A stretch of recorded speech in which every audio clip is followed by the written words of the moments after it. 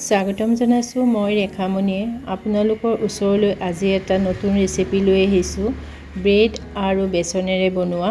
আপোনালোকে চাওকচোন। এয়া মই বেচন যিহেতু লৈ লৈছোঁ আৰু তাত দিবৰ কাৰণে মই বন্ধাকবি, বিন, গাজৰ, ফুলকবি, জলকীয়া আন্দাজমতে দিব। সেইখিনি মই যোগাৰ কৰি লৈ পেলাই এতিয়া মই বেচনত দি দিম। দি পেলাই মই পেষ্টটো বনাই ল'ম।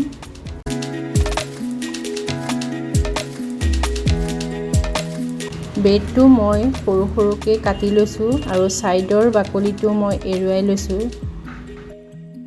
কাটি থোৱা মই পাচলিখিনি ইয়াতে মই এড কৰি দিছোঁ। ঘৰত যিটো পাচলি থাকে সেইখিনি গোটেইখিনি দিব পাৰিব। যিহেতু মই ফুলকবি, বন্ধাকবি তাৰ বাহিৰেও বেলেগ পাচলি আপোনালোকে এড কৰিব পাৰে।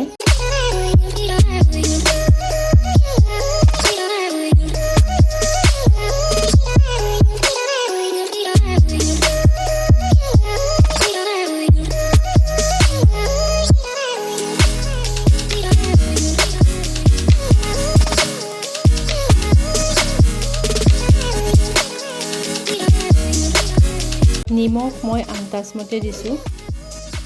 গৰম মছলা দিছোঁ মই আধা চামুচ। পানী মই 1.5 কাপমান দিছোঁ।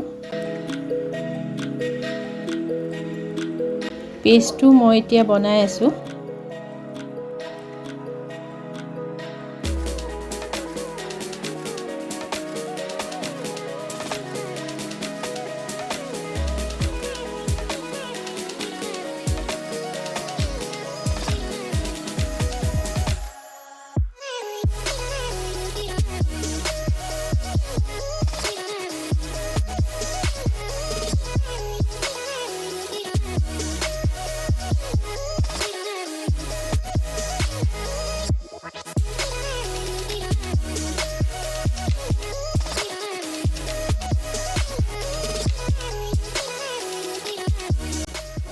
এতিয়া মই গেছত কেৰাহীটো বহাই গৰম হ'বলৈ দিলোঁ আৰু অলপ গৰম হোৱাৰ পিছত মই আধা চামুচ অইল দি ল'লোঁ।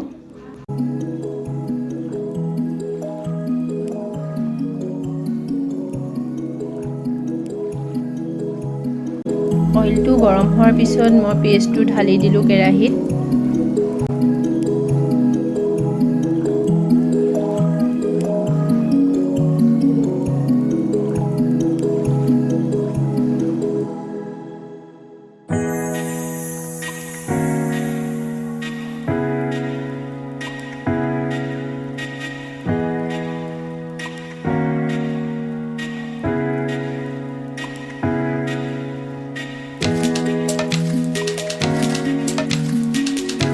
পেষ্টটোৰ ওপৰত এতিয়া মই কাটি থোৱা ব্ৰেডখিনি মই দি দিলোঁ।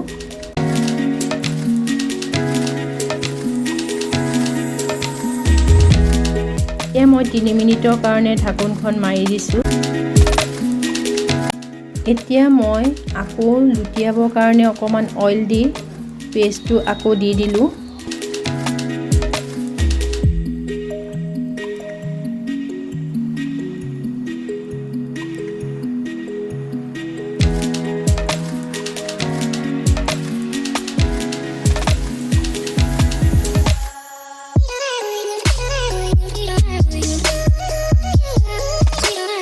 এতিয়া যিহেতু হৈ গ'ল, মই এখন প্লেটত নমাই থৈ এখন ছুৰীৰে মই পিচ পিচকৈ কাটি লৈছোঁ।